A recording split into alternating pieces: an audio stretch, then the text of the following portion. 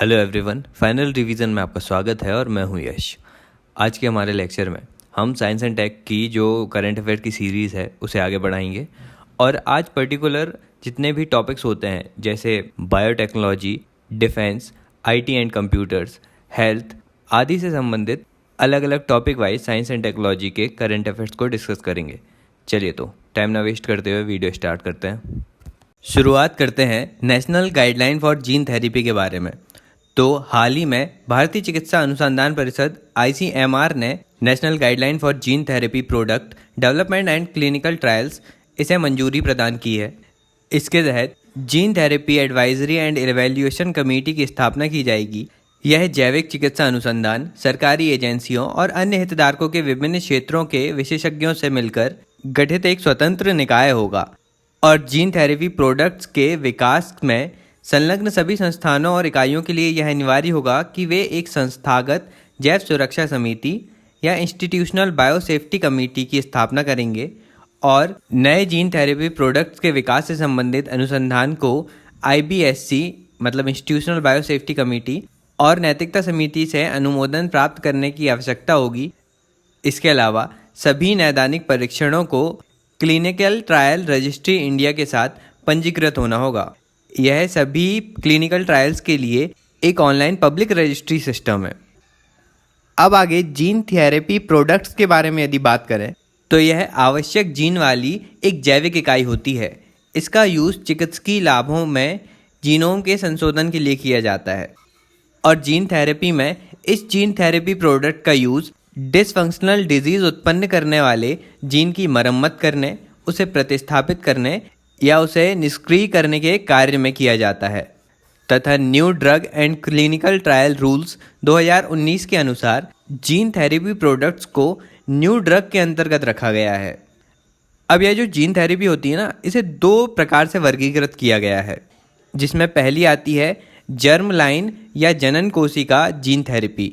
Germ line therapy में जो जनन कोशिकाएं होती हैं उनमें जीन मॉडिफाइड सेल्स को समाविष्ट कर दिया जाता है, जिसके कारण ये एक पीढ़ी से दूसरी पीढ़ी तक संचरित हो सकती हैं। लेकिन नैतिक और सामाजिक विचारधाराओं के कारण भारत में जर्म लाइन जीन थेरेपी पर बैन लगाया गया है। इसके बाद अगली आती है सोमेटिक सेल या कायिक कोशिका जीन थेरेपी। यह रोगी के केवल लक्षित सेल्स, टिश्यूज या फिर ऑर्गन्स को प्रभावित करती है और इसी कारण यह आगे आने वाली पीढ़ियों में संचरित नहीं होती और भारत में इसकी अनुमति भी है। इसमें क्रिस्पर और अन्य तकनीकों से संबंधित जीनोम मॉडिफिकेशन भी शामिल होते हैं। अब सोमेटिक सेल जीन थेरेपी को भी दो भागों में वर्गीकृत किया गया है। पहला है एक्स वीवो। इसमें एक व्यक्ति से प्राप्त सेल्स को शरीर के बाहर लाकर उसे जेनेटिकली मॉडिफाई किया जाता है। इसके पश्चात उसी व्यक्ति या किसी अन्य व्यक्ति के शरीर में उसे प्रत्यारोपित कर दिया जाता है। इसके बाद आता है इन वीवो। इसमें रोगियों की टारगेटेड सेल्स, टिश्यूज या ऑर्गन्स को जैसे यकृत, अग्नाशय, मांसपेशियां, हृदय आदि में डायरेक्ट रूप से उपयोगी जीन को प्रत्यारोपित किया जाता है और यह जीन का प्रत्यारोपण वायरल या नॉन वायरल वेक्टर प्रणालियों द्वारा किया जाता है। चलिए अब जीन थेरेपी से संबंधित कुछ शब्दावलियां जान लेते हैं। सबसे पहले देखिए कि जीन क्या होता है। तो जीन DNA या RNA में न्यूक्लियोटाइड के अनुक्रम होते हैं। कुछ जीन RNA अथवा प्रोटीन जैसे उत्पाद निर्माण के निर्देश के रूप में भी कार्य करते हैं। इसके बाद बात करें कि जीनोम क्या होता है। जीनोम किसी जीव की सभी कोशिकाओं में विद्यमान जीन या आनुवंशिक सामग्री का एक पूरा सेट होता है। इसके बाद आता है जीनोटाइप। यह किसी जीव के DNA में एक विशेष लक्षण के लिए उत्तरदायी जीन का प्रतिरूप होता है। अगला है फेनोटाइप। यह किसी जीव के प्रत्यक्ष शारीरिक लक्षणों को संदर्भित करता है। इसमें जीव की उपस्थिति, विकास और व्यवहार शामिल होते हैं। अब बात करें कि स्टेम सेल क्या होता है। तो ये विशेष मानव कोशिकाएं होती हैं जो मानव शरीर में पाई जाने वाली जितनी भी कोशिकाएं हैं उनके रूप में खुद को विकसित कर सकती हैं। इसके बाद आती हैं कायिक कोशिकाएं या सोमेटिक सेल्स। तो ये शरीर में ऐसी कोशिकाएं होती हैं जो प्रजनन में शामिल नहीं होती। शरीर की अधिकांश कोशिकाएं कायिक कोशिका से ही बनी होती हैं, जैसे त्वचा कोशिका, अस्थि कोशिका, रेड ब्लड सेल्स आदि। इसके बाद आता है जनन कोशिकाएं या जर्म सेल्स। तो ये कोशिकाएं युग्मक या गैमेट्स नामक जनन कोशिकाओं का निर्माण करती हैं। ये केवल जनन ग्रंथियों में पाई जाती हैं। इसके बाद आता है रेट्रोवायरस। तो यह वायरस का एक परिवार है जिसमें आनुवांशिक सामग्री के रूप में आरएनए विद्यमान होता है। यह होस्ट सेल के डीएनए में अपनी जीनोम को जोड़ सकते हैं जिसमें वे प्रवेश करते हैं। इसके बाद है ट्रांसजीन। यह एक आनुवांशिक सामग्री है जिसे कृत्रिम रूप से दूसरे जीव के जीनोम में प्रवेश कराया जाता है। इसके बाद आता है नेक्स्ट जनरेशन सीक्वेंस फैसिलिटी। तो हाल ही में centre for cellular and molecular biology Hyderabad ने नेक्स्ट जनरेशन सीक्वेंस फैसिलिटी को शुरू किया है, जिसमें यह प्रसव या डिलीवरी से पहले आनुवांशिक जांच और परामर्श से सहयोग प्रदान करेगा और इसके परिणाम स्वरूप निदान एवं उपचार के लिए महत्वपूर्ण आनुवांशिक डेटा के व्यापक स्तर पर सृजन को बढ़ावा मिलेगा। चलिए अब अगले टॉपिक में बात करते हैं मानव ह्यूमन एटलस इनिशिएटिव के बारे में। मानव परियोजना का उद्देश्य वैज्ञानिक साहित्य और सार्वजनिक डेटाबेस से एटॉमिक, सेल, टिश्यू और जैविक स्तर पर डेटा का संकलन, संग्रहण और संश्लेषण करके मानव जीवन के ओपन एंड इंटरैक्टिव एटलस का निर्माण करना है। मतलब अब पहली बार मानव शरीर के प्रत्येक ऊतक का मानचित्रण किया जाएगा ताकि भारतीय वैज्ञानिक इस बात का पता लगा सकें कि विभिन्न रोगों के संबंध में ऊतकों और कोशिकाओं की क्या भूमिका रहती है। इस परियोजना में भागीदार इंस्टीट्यूशंस हैं national centre for sale science, Indian institution of science education and research Pune और इनके अलावा persistent system limited direct benefit transfer के साथ ही इस प्लेटफॉर्म को निर्मित भी कर रहा है। मानव परियोजना में ग्रेजुएशन के फाइनल ईयर के छात्रों तथा इससे ऊपर की कक्षाओं के भी अध्ययनरत छात्रों को शामिल किया जाएगा।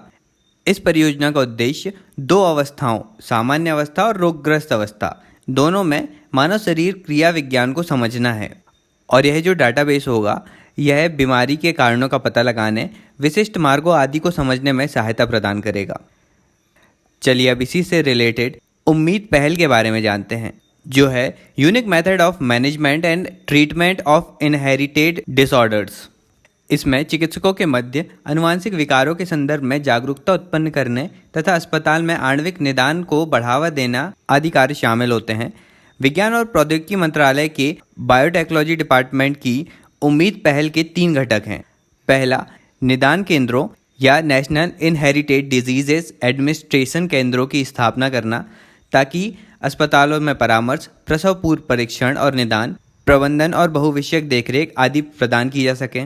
दूसरा घटक है मानव आनुवांशिकी में स्किल्ड क्लिनिशियंस तैयार करना और तीसरा घटक आता है आकांक्षी जिलों के अस्पताल में गर्भवती महिलाओं और नवजात शिशुओं की आनुवांशिक रोगों की जांच करना।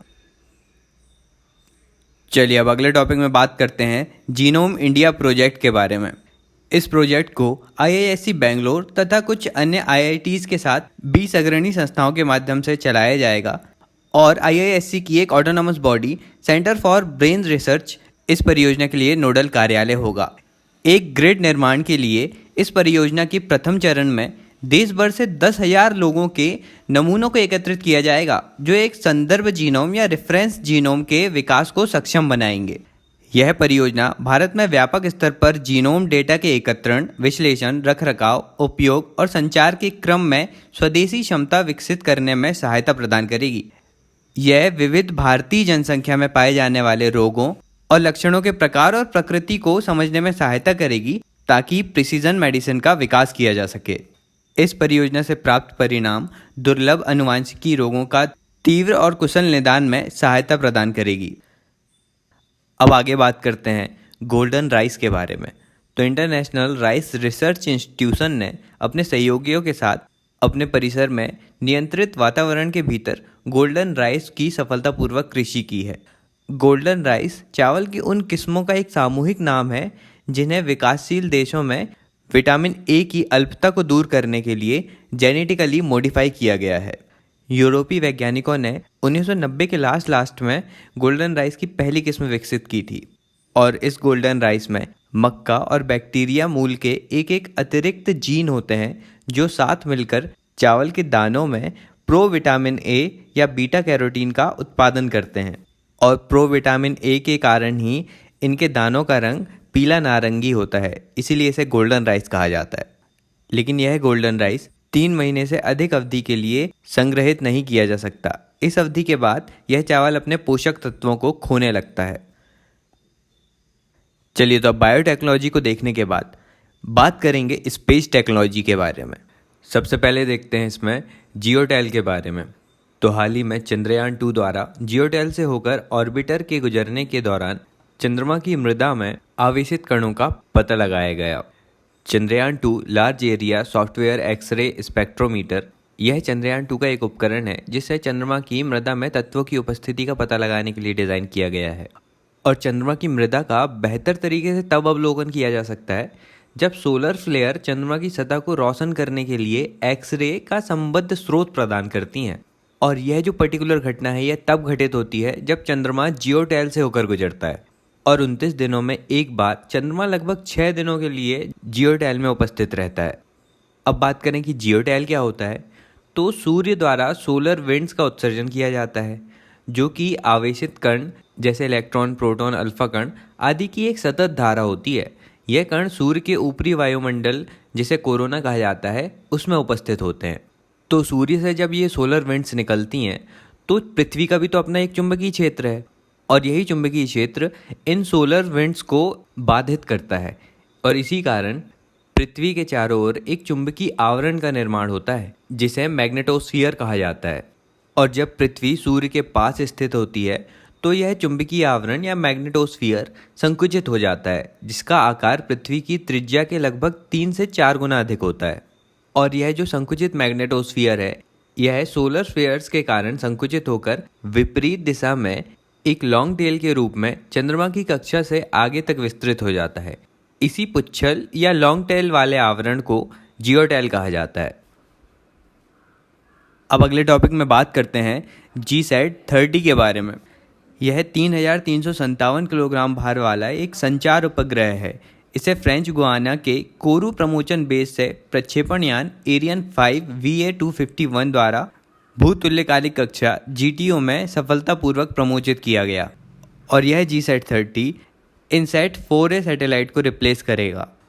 GSAT-30 KU बैंड में भारतीय मुख्य भूमि और इसके द्वीप समूहों के प्रसारण क्षेत्र तथा सी बैंड में बड़ी खाड़ी देशों सहित कुछ एशियाई देशों और ऑस्ट्रेलिया को विस्तृत प्रसारण क्षेत्र प्रदान करेगा। चलिए, अब बात करते हैं जेमिनी के बारे में। तो हाल ही में भारत सरकार ने जो फिशिंग एक्टिविटीज़ में लगे हुए मछुआरे हैं, उनके लिए उपग्रह आधारित परामर्श सेवा प्रदान करने के लिए जेमिनी का शुभारंभ किया है। इसका फुल फॉर्म है Gagan enabled mariner instrument for navigation and information.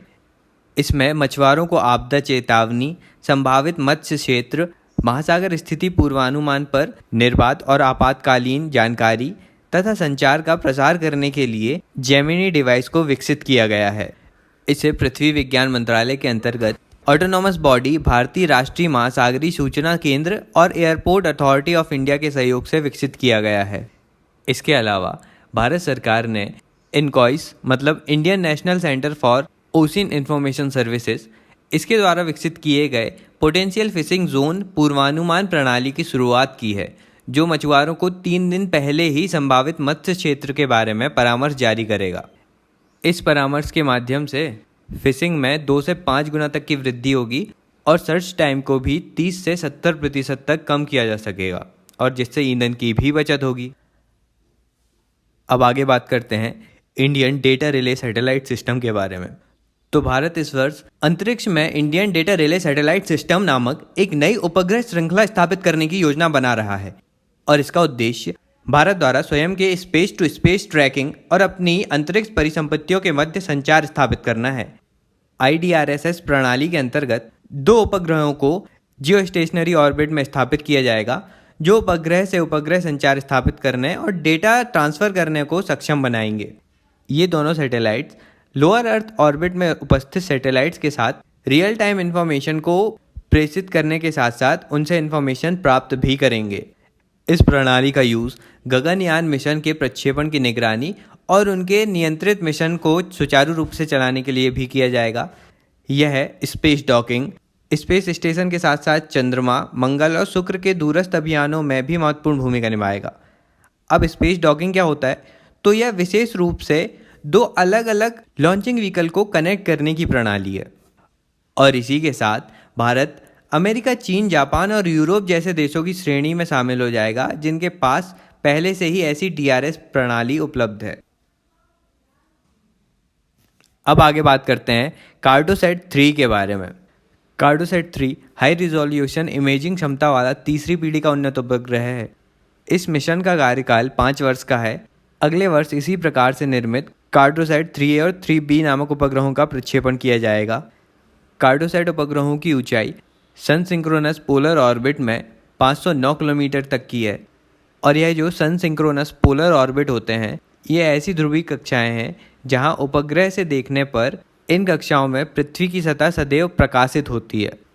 और यह कार्टोसैट उपग्रह आपदा प्रबंधन सहायता कार्यक्रमों जैसे चक्रवात, बाढ़ग्रस्त, भूस्खलन आदि क्षेत्रों के मानचित्रण और निगरानी, कृषि भूस्खलन, दावानल, भूकंप आदि में भी इसका उपयोग किया जाएगा। सैन्य निगरानी और मानचित्रण के साथ साथ यह व्यापक पैमाने में नगर नियोजन, ग्रामीण संसाधन एवं अवसंरचना विकास, तटीय भूमि का उपयोग, भूमि आच्छादन आदि कार्यों में भी सहायता प्रदान करेगा। इससे पहले कार्टोसैट 1 का प्रक्षेपण 2005 में, कार्टोसैट 2 का प्रक्षेपण 2007 में और इनके बाद लगातार कार्टोसैट 2A से लेकर 2F तक 6 और अंतरिक्ष यान प्रक्षेपित किए गए हैं। चलिए अब आगे बात करते हैं रीसैट 2BR1 के बारे में। इसका लॉन्च PSLV C40 के द्वारा PSLV की गोल्डन जुबली उड़ान के रूप में किया गया। यह रीसैट 2B श्रृंखला का दूसरा राडार इमेजिंग सैटेलाइट है। रीसैट 2BR1 में एक हाई रिजोल्यूशन कैमरा संलग्न है जिससे 35 सेंटीमीटर तक की दूरी पर स्थित वस्तुओं को स्पष्ट रूप से पहचाना जा सकता है। साथ ही यह एक समय में 5 से 10 किलोमीटर तक के क्षेत्र को कवर करने में सक्षम है। रीसैट उपग्रह सिंथेटिक अपर्चर राडार से युक्त होने के कारण दिन के साथ साथ रात्रि में और मेघों की उपस्थिति में भी पृथ्वी का चित्रण कर सकता है। यह उपग्रह कृषि, खनन, वानिकी, तटीय प्रबंधन, मृदा निगरानी, आपदा प्रबंधन सहयोग और देश की अंतर्राष्ट्रीय सीमा की अनवरत निगरानी करने में सहयोग प्रदान करेगा। और इसरो ने रीसैट श्रृंखला में रीसैट 1 को 2012 में तथा रीसैट 2 को इजराइल की सहायता से 2019 में प्रक्षेपित किया था। अब रीसैट 1 तो परिचालन में नहीं है, लेकिन रीसैट 2 एक सैन्य उपग्रह है जिसे मुंबई आतंकी घटना के बाद सुरक्षा बलों की निगरानी क्षमताओं को बढ़ाने के लिए तीव्रता से क्रियान्वित किया गया। अब आगे बात करते हैं न्यू स्पेस इंडिया के बारे में। तो इसरो ने बेंगलोर में अपनी commercial branch new space India limited का उद्घाटन किया है। न्यू स्पेस इंडिया लिमिटेड को इसरो द्वारा की जाने वाली रिसर्च एंड डेवलपमेंट एक्टिविटीज़ का कॉमर्शियल यूज़ करने के लिए निगमित किया गया है। यह उद्योग जगत में अंतरिक्ष संबंधी सभी एक्टिविटीज़ के लिए एक एग्रीगेटर के रूप में कार्य करके भारतीय अंतरिक्ष कार्यक्रमों में उद्योग जगत की भागीदारी को बढ़ावा देगा और स्पेस से रिलेटेड टेक्नोलॉजीज़ में निजी उद्यमिता को विकसित करेगा। इसके बाद बात कर लेते हैं एंट्रिक्स के बारे में। तो एंट्रिक्स इसरो की वाणिज्यिक और विपणन शाखा है जिसका मुख्यालय बेंगलुरु में स्थित है। यह भारतीय अंतरिक्ष कार्यक्रम की मदद से सृजित उत्पादों और सेवाओं के दोहन एवं प्रसार को बढ़ावा देता है। वर्ष 2008 में इस कंपनी को मिनी रत्न का दर्जा प्रदान किया गया था। अब आगे इसरो के कुछ मिशंस की बात कर लेते हैं, जिसमें सबसे पहला है Aditya L1 mission. Aditya L1 सूर्य के प्रभामंडल या कोरोना का अध्ययन करने के लिए वर्ष 2021 में प्रक्षेपित किया जाएगा। इस अंतरिक्ष यान को पृथ्वी से लगभग 1.5 मिलियन किलोमीटर दूर सूर्य और पृथ्वी के लैग्रेंजियन पॉइंट के चारों ओर प्रभामंडल कक्षा में रखा जाएगा। यह 400 किलोग्राम श्रेणी का उपग्रह है जिसे PSLV से लॉन्च किया जाएगा। इसमें सूर्य के corona, solar flares, solar winds, फ्लेयर्स and coronal mass injection आदि का अध्ययन करने के लिए इसके बोर्ड पर 7 पेलोड्स होंगे और यह 24 घंटे सूर्य की इमेजिंग करेगा। आगे बात करते हैं एस्ट्रोसैट के बारे में। तो यह पहली Indian multi wavelength space observatory है। यह वेधशाला साइमल्टेनियसली मल्टी वेवलेंथ ऑब्जर्वेशन के माध्यम से बहुत से अलग अलग अंतरिक्ष के ऑब्जेक्ट्स को ऑब्जर्व करता है। इसे हबल स्कोप टेलीस्कोप का छोटा संस्करण माना जाता है। चलिए अब आगे बात करते हैं GSAT 1 के बारे में। यह जियो इमेजिंग सैटेलाइट है। इसकी स्थापना लगभग 36,000 किलोमीटर दूर जियो स्टेशनरी ऑर्बिट में की जाएगी। यह भारत का सतत अवलोकन करने, प्राकृतिक खतरों और आपदाओं की त्वरित निगरानी की सुविधा प्रदान करने आदि के उद्देश्य से भू अवलोकन उपग्रह के रूप में काम करेगा। अब आगे बात करते हैं एक्सपोसैट के बारे में। तो एक्सरे पोलरीमीटर सैटेलाइट वस्तुतः पोलराइजेशन या ध्रुवण के अध्ययन के लिए काम करेगा। इसमें पोलरीमीटर इंस्ट्रूमेंट इन एक्सरे नामक पेलोड उपस्थित होगा, जिसे 500 से 700 किलोमीटर की वृत्तीय कक्षा में स्थापित किया जाएगा। यह न्यूट्रॉन तारों, सुपरनोवा अवशेषों, पल्सरों और ब्लैक होल्स के निकटवर्ती क्षेत्रों का अध्ययन करेगा। अब आगे आता है Nisar, NASA ISRO synthetic aperture radar. यह नासा और इसरो के मध्य एक संयुक्त परियोजना है। यह प्रथम ड्यूल बैंड रडार इमेजिंग उपग्रह है। यह दोहरी आवृत्ति वाला एल बैंड और एस बैंड रडार मिशन है। यह 2 दिशाओं से प्रत्येक 12 दिनों में पृथ्वी का मानचित्रण करेगा। और निसार पारिस्थितिकी असंतुलन से लेकर हिमचादरों के पिघलने, भूकंप, सुनामी, ज्वालामुखी और भूस्खलन सहित प्राकृतिक आपदाओं तक अत्यधिक स्थानीय और सामयिक जटिल प्रक्रियाओं का समाधान भी प्रस्तुत करेगा। अब इसरो से संबंधित उन्नति कार्यक्रम को जान लेते हैं। तो इसरो ने नैनो सैटेलाइट्स के विकास पर क्षमता निर्माण के लिए UNISPACE nano satellite assembly and training Unnati कार्यक्रम का आरंभ किया है। यह भागीदार विकासशील देशों को नैनो उपग्रह के समुच्चयन, समेकन और जांच कार्य में कैपेसिटी बिल्डिंग के लिए अवसर प्रदान करेगा। तो यहाँ पर इसरो के सारे आगामी मिशन कवर होते हैं। अब हम आगे आने वाले नासा के कुछ मिशंस की बात करते हैं।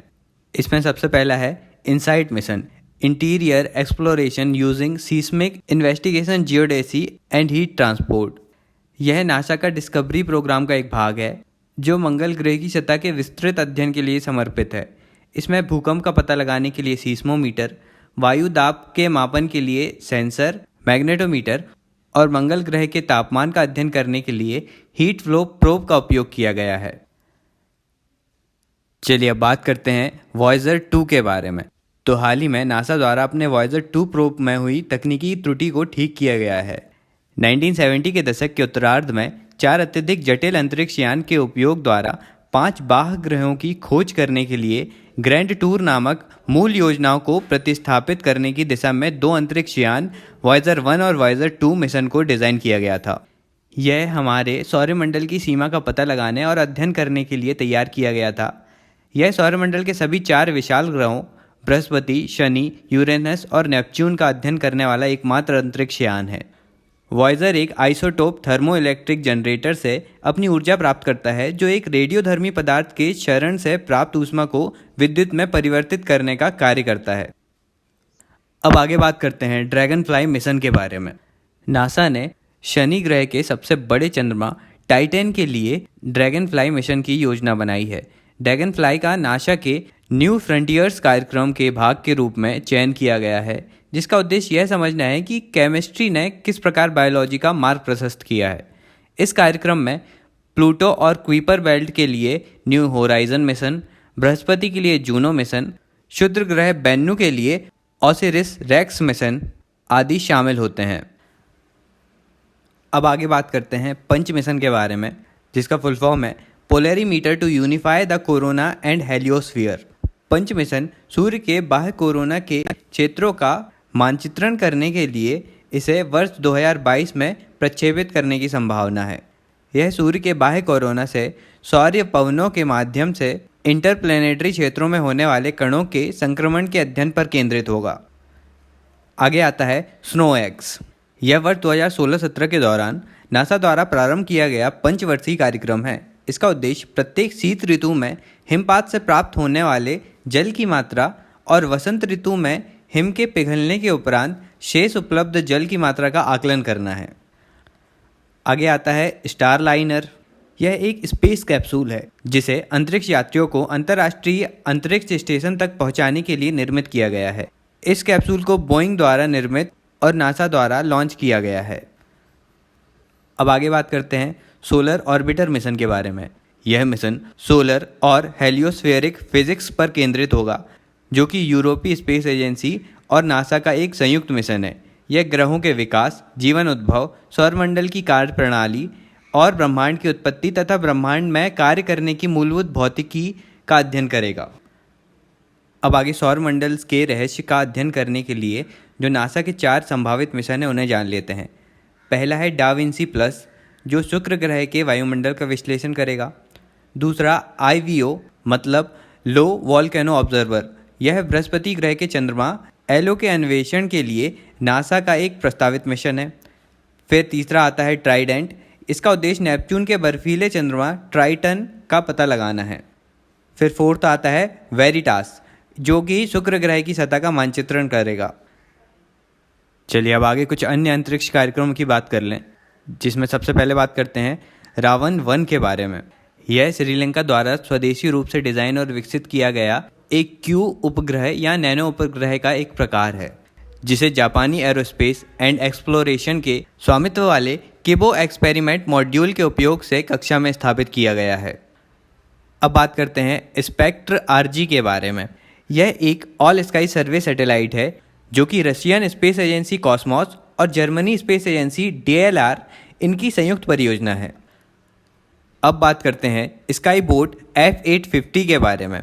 तो हाल ही में इंटरनेशनल स्पेस स्टेशन में रशिया के द्वारा फेडोर या स्काई बोट F85 नामक एक ह्यूमनाइड रोबोट को भेजा गया है, जो 10 दिन तक अंतरिक्ष यात्रियों का सहयोग करेगा। इससे पहले भी 2011 में नासा ने रोबनॉट 2 तथा 2013 में जापान ने टोयोटा के साथ मिलकर जापानी भाषा में संवाद करने वाला किरोबो नामक एक छोटा रोबोट भेजा था। अब बात करते हैं चांगी 4 के बारे में। यह चीन के चंद्रयान कार्यक्रम के दूसरे चरण का भाग है। यह चंद्रमा की डार्क सतह पर लैंडिंग करने वाला पहला मिशन है। इसके द्वारा दक्षिणी ध्रुव के एटकेन बेसिन पर लैंडिंग की गई थी और हाल ही में एक प्रयोग के तहत चांग-ई 4 मून लैंडर पर कपास के बीजों को अंकुरित कराने में सफलता प्राप्त हुई है। अब आगे बात करते हैं होप स्पेसक्राफ्ट या एमिरेट्स मार्स मिशन के बारे में। तो यह UAE का मंगल मिशन है। यह मंगल ग्रह की परिक्रमा करेगा तथा मंगल ग्रह के वायुमंडल की कार्यप्रणाली और बाह्य अंतरिक्ष तथा सोलर विंड्स के साथ इसकी पारस्परिक क्रियाओं का अध्ययन करेगा। अब बात करते हैं क्लियर स्पेस 1 मिशन के बारे में। यूरोपियन स्पेस एजेंसी ने वर्ष 2025 में पृथ्वी की कक्षा से अंतरिक्ष मलबे को हटाने के लिए 4 आर्म्ड रोबोटिक चेजर को प्रक्षेपित करने की योजना बनाई है। यह अपने रोबोटिक आर्म्स की सहायता से अंतरिक्ष मलबे के चयनित खंडों को एकत्रित करेगा और नियंत्रित रूप से पृथ्वी के वायुमंडल में उनका प्रवेश कराएगा। इस मिशन का लक्ष्य वेस्पा नामक मलबे के खंड हटाना है, जो पृथ्वी से 800 किलोमीटर की ऊंचाई पर है। अब ये जो मलबा की अधिक संख्या होती है, यह अधिक टकराव का कारण बनती है, जिसे कैस्केडिंग इफेक्ट कैस्लर सिंड्रोम के नाम से जाना जाता है। और क्लियर स्पेस 1 मिशन में जो चेजर है, उसे स्विट्जरलैंड की एक स्टार्टअप कंपनी क्लियर स्पेस द्वारा क्लियर स्पेस 1 मिशन के अंतर्गत विकसित किया जाएगा। अब इसी से संबंधित रिमूव डेब्रिस मिशन है। यह विभिन्न प्रकार के अंतरिक्ष मलबे को हटाने वाली टेक्नोलॉजीज को निरूपित करने के लिए एक उपग्रह अनुसंधान परियोजना है। इस मिशन का नेतृत्व सरे विश्वविद्यालय स्थित सरे स्पेस सेंटर द्वारा किया जाएगा। इसमें कुछ टेक्नोलॉजी इस प्रकार हैं।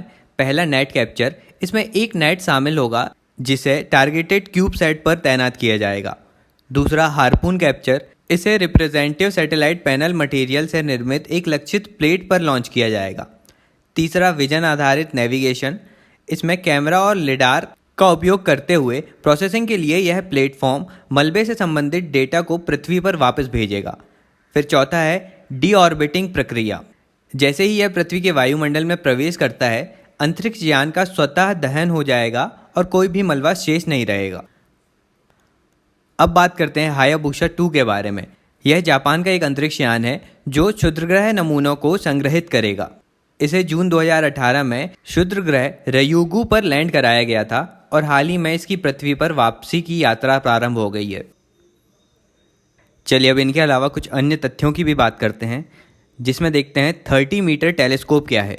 तो 30 मीटर टेलीस्कोप एक अत्यंत विशाल टेलीस्कोप है जिसके प्राइम मिरर का डायमीटर 30 मीटर होगा। यह एक प्रस्तावित खगोलीय वेधशाला है। यह विश्व का सबसे बड़ा टेलीस्कोप होगा। यह कनाडा, USA, चीन, भारत और जापान के वैज्ञानिक संगठनों द्वारा वित्त पोषित एक अंतर्राष्ट्रीय परियोजना है। इस टेलीस्कोप को हवाई के मोना किया ज्वालामुखी के पास स्थापित किया जाना है और पुणे में स्थित थॉटवर्क्स टेक्नोलॉजीज ने 30 मीटर टेलीस्कोप के लिए टेलीस्कोप कॉमन नामक एक सॉफ्टवेयर विकसित किया है। अब आगे बात करते हैं ईस्ट एशियन ऑब्जर्वेटरीज कंसोर्टियम के बारे में। तो 8 देशों के ईस्ट एशियन ऑब्जर्वेटरीज कंसोर्टियम का भागीदार बनने के लिए भारत द्वारा प्रारंभिक वार्ताएं की जा रही हैं। इसमें पूर्ण सदस्य देश के रूप में चीन, जापान, ताइवान, दक्षिण कोरिया और पर्यवेक्षक के रूप में थाईलैंड, वियतनाम, मलेशिया और इंडोनेशिया शामिल हैं। पूर्व एशियाई क्षेत्र के भीतर खगोल विज्ञान में संयुक्त परियोजनाओं को आगे बढ़ाने के उद्देश्य से east Asian core observatory association द्वारा ईस्ट एशियन ऑब्जर्वेटरीज कंसोर्टियम का गठन किया गया है। अब आगे बात करते हैं प्लूनेट्स के बारे में। तो हाल ही में रॉयल एस्ट्रोनॉमिकल सोसाइटी के खगोलविदों के एक दल के द्वारा प्लूनेट्स कहलाने वाले आकाशीय पिंडों के नए वर्ग को परिभाषित किया गया है। तो प्लूनेट्स ऐसे ऑर्फेंड मून्स होते हैं जो अपने मूल ग्रह की परिक्रमा करने के स्थान पर अपने तारे की परिक्रमा करना आरंभ कर देते हैं। अब प्लूनेट्स के संबंध में जानकारी प्राप्त करके ग्रहों के निर्माण प्रक्रिया से संबंधित सूचनाएं भी प्राप्त की जा सकती हैं। अब अगले टॉपिक में बात करते हैं कि अल्टीमा थुले का नाम बदलकर एरोकोथ कर दिया गया है। एरोकोथ एक अमेरिकी शब्द है जिसका अर्थ स्काई या आकाश होता है। अब बात करें अल्टीमा थुले के बारे में, तो यह एक कॉन्टैक्ट बाइनरी है, मतलब यह एक एकल पिंड है जिसके 2 भाग हैं किंतु दोनों भाग आंशिक रूप से जुड़े हुए हैं। नासा द्वारा बड़े भाग को अल्टीमा और दूसरे लगभग 3 गुने छोटे भाग को थुले नाम दिया गया है। और यह अल्टीमा थुले या एरोकोथ कूपर बेल्ट में स्थित है, जो नेपच्यून की कक्षा से दूर बर्फीले ऑब्जेक्ट्स का एक वलयाकार क्षेत्र होता है। और 2006 में नासा के द्वारा न्यू होराइजन मिशन प्रारंभ किया गया, जो कूपर बेल्ट का अन्वेषण करने वाला पहला मिशन है। और न्यू होराइजन की टीम द्वारा शक्तिशाली हबल टेलीस्कोप का उपयोग करके 2014 में अल्टीमा थुले या एरोकोथ की खोज की गई। चलिए अब आगे गोल्डीलॉक्स जोन के बारे में बात करते हैं। तो गोल्डीलॉक्स जोन किसी भी तारे के आसपास का ऐसा क्षेत्र होता है जहां पर जीवन की उत्पत्ति होने की संभावना होती है। जैसे ही सूर्य के गोल्डीलॉक्स जोन में पृथ्वी स्थित है। अब हाल ही में नासा के ट्रांजिटिंग एक्सोप्लैनेट सर्वे सैटेलाइट टेस ने पृथ्वी के आकार के समान TOI 700D नामक एक ग्रह की खोज की है, जो अपने तारे के आसपास गोल्डीलॉक्स जोन में परिक्रमा कर रहा है। अब आगे बात करते हैं धूमकेतु 2I या बोरिसोव के बारे में। तो सूर्य के निकट से गुजरने वाला यह पहला धूमकेतु है जो किसी अन्य तारकी या स्टेलर प्रणाली से संबंधित नहीं है। यह सौरमंडल से गुजरने वाला अब तक का दूसरा इंटरस्टेलर पिंड है। और अब तक किए जा चुके अध्ययनों में यह स्पष्ट हो गया है कि कॉमेट 2I या बोरिसोव के द्वारा सबसे अधिक हाइपरबोलिक पाथ का अनुसरण किया जा रहा है। चलिए अब आगे हाइगिया के बारे में बात करते हैं। तो हाल ही में खगोलविदों द्वारा यह सुझाव दिया गया कि हाइगिया को एक बौना ग्रह की श्रेणी में शामिल किया जा सकता है। वर्तमान में हमारे सौरमंडल में 5 बौने ग्रह हैं। पहला प्लूटो, दूसरा एरिस, तीसरा मैकमैक, चौथा हुमा और 5वां सेरेस। लेकिन हाइगिया को अब तक क्षुद्र ग्रह माना जाता था, जो कि मंगल और बृहस्पति के मध्य क्षुद्र ग्रह की पट्टियों में स्थित है। लेकिन यह हाइगिया इंटरनेशनल एस्ट्रोनॉमिकल यूनियन के बौने ग्रह के सभी 4 मापदंडों को पूरी तरह पास करता है। जैसे यह सूर्य के चारों ओर परिक्रमा करता है, यह किसी भी दूसरे ग्रह का प्राकृतिक उपग्रह नहीं है, यह अपने निकटवर्ती पिंडों की कक्षाओं में प्रवेश भी नहीं करता, और इसका द्रव्यमान इतना है कि यह अपने गुरुत्वाकर्षण के कारण अपने आकार को लगभग गोली बना सकता है। इसी कारण हाइगिया को बौने ग्रह के रूप में शामिल करने की बात की जा रही है। चलिए अब आगे टार्डीग्रेड्स के बारे में बात करते हैं। तो हाल ही में चंद्रमा पर उतरते समय क्षतिग्रस्त हुए इजरायली अंतरिक्ष यान बैरसेट के बोर्ड पर हजारों टार्डीग्रेड्स मौजूद थे। टार्डीग्रेड्स क्या होते हैं? तो यह जलीय भालू या वाटर बियर या मॉस पिगलेट इन नामों से जाने जाने वाला एक प्रकार का जीव है, जो कि फाइलम टार्डीग्राडा से संबंधित मुक्त जीवित अकशेरुकी जीवों की 1100 से अधिक प्रजातियों में से एक को संदर्भित करता है। इन्हें आर्थ्रोपोडा के ही समान प्रजाति वाला जीव माना जाता है। यह लगभग 1 मिलीमीटर या उससे कम आकार के सूक्ष्म जीव होते हैं। इनके बारे में जानने वाली बात यह है कि अभी तक के हुए 5 मास एक्सटिंक्शंस में भी ये अपने अस्तित्व को बनाए रखे हुए हैं, और यदि ये इतने समय से जीवित हैं तो ये किसी भी परिस्थिति में सर्वाइव करने में सक्षम होंगे। अब बात करते हैं प्लैनेट 9 के बारे में। तो यह बाह्य सौरमंडल में स्थित एक काल्पनिक ग्रह है। इसका गुरुत्वाकर्षण प्रभाव एक्सट्रीम ट्रांस नेपच्यूनियन ऑब्जेक्ट्स के समूह के संदर्भ में कक्षाओं की असामान्य क्लस्टरिंग को समझने में मदद कर सकता है। और यह जो ETNOs है, यह नेपच्यून से सुदूर स्थित पिंड है जो पृथ्वी की तुलना में 250 गुना अधिक दूरी पर सूर्य की परिक्रमा करता है।